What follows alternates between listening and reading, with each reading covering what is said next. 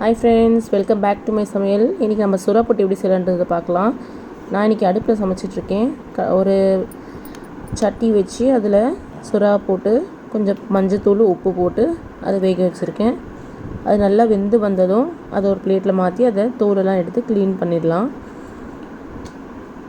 Clean பண்ணிவிட்டு ஒரு பிளேட்டில் அதை பொடிச்சு அதில் உப்பும் மஞ்சத்தூளும் போட்டு ரெடி பண்ணி ஒரு ஓரமாக வச்சுக்கலாம்.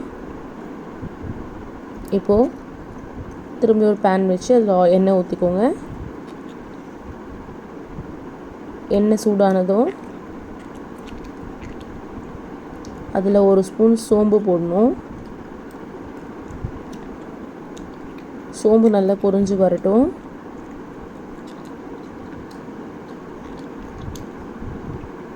கருவேப்பிலை போடுங்க.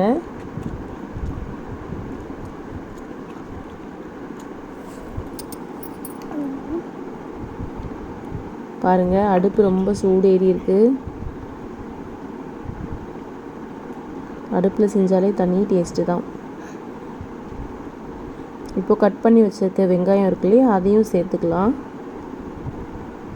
எனக்கு கையில் ரொம்ப அனல் அடிக்குது, அதனால் கொஞ்சம் பொறுமையாக போட்டுட்ருக்கேன்.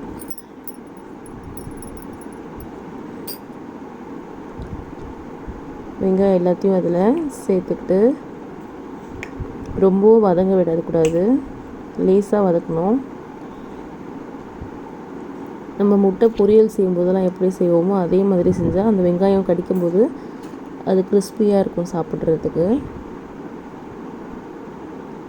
இது நல்லா கொஞ்சம் லேசாக வறுத்துக்கோங்க, ரொம்ப வதக்க வேண்டாம். அடுப்பு தீயால் அதுக்கு டக்குன்னு வந்துடும். நம்ம கேஸில் சமைக்கிறத விட அடுப்பில் சமைக்கும்போது அது டேஸ்ட்டே வேறு மாதிரி இருக்கும்.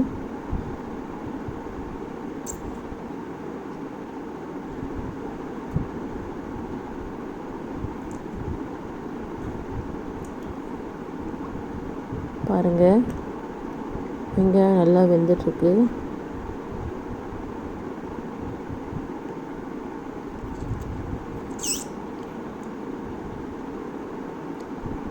இப்போது ஒரு ஸ்பூனில் மஞ்சள் தேவையான அளவு சேர்த்துக்கோங்க.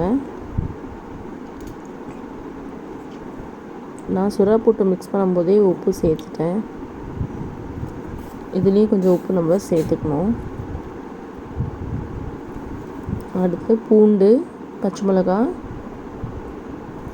இஞ்சி கொஞ்சம், இது எல்லாத்தையும் இதில் சேர்த்துக்கலாம். சேர்த்துட்டு ஒரு வதக்கினா மட்டும் போதும்.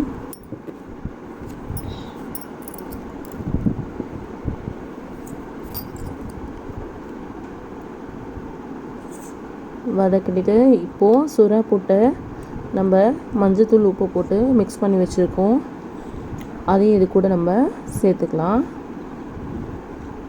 இது போட்டு வதக்கணும். நம்ம சுறா கூட்டில் இருக்க அந்த எலும்பெல்லாம் கூட சேர்த்துக்கணும். அப்போ அந்த டேஸ்ட் நல்லாயிருக்கும்.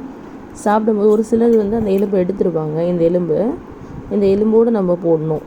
இந்த முள்ளுன்றுவாங்க, அதோடு நம்ம போட்டு செஞ்சால் அதில் இருக்க சத்து நமக்கு முழுசாக கிடைக்கும். சாப்பிடும்போது அதை எடுத்து ஊற வச்சுட்டு சாப்பிடலாம். போட்டுட்டு இப்போது அடுப்பு தீயை கண்ட்ரோல் பண்ணிகிட்டே இருக்கணும். ரொம்ப ஏறிச்சுனாலும் தீஞ்சிரும் டக்குன்னு. இப்போது கிளறி விட்டுக்கலாம்.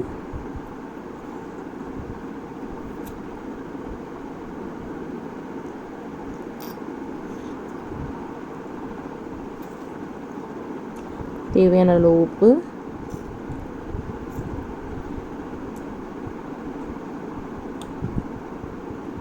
சேர்த்து மிக்ஸ் பண்ணிக்கோங்க.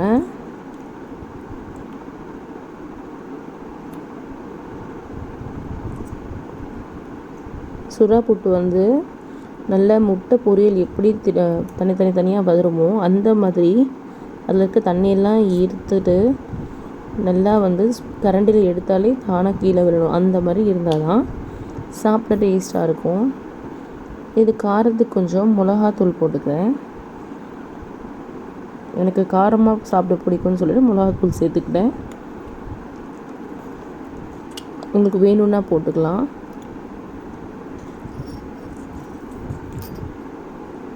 இப்போ இது நல்லா அந்த அனல்லையே மிக்ஸ் பண்ணிட்டா போதும்.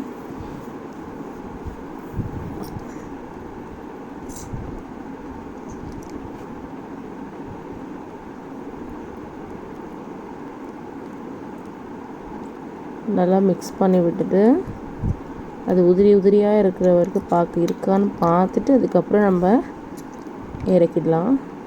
பாருங்கள், அந்த சூட்லேயே வெந்தாலே போதுமானது.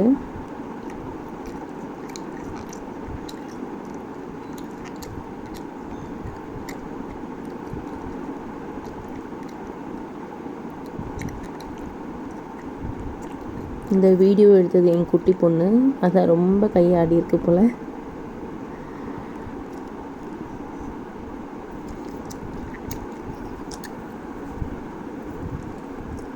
ரெடி ஆயிடுச்சு.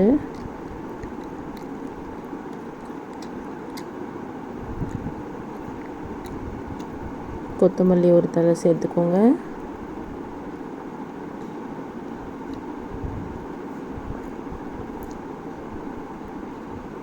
பாருங்கள், இப்போ முட்டை பொரியல் மாதிரி நம்மளோட சுறா போட்டு ரெடியாக இருக்குது. கரண்டில் எடுத்தால் அப்படியே கீழே விழுது பார்த்திங்களா? இதுதான் இதோட பதம். தண்ணியே இருக்கக்கூடாது சுத்தமாக. ரெடி ஆகிடுச்சு. இது ஒரு பிளேட்டில் மாற்றி சர்வ் பண்ணிடுங்க. தேங்க்யூ. தேங்க்ஸ் ஃபார் வாட்சிங்.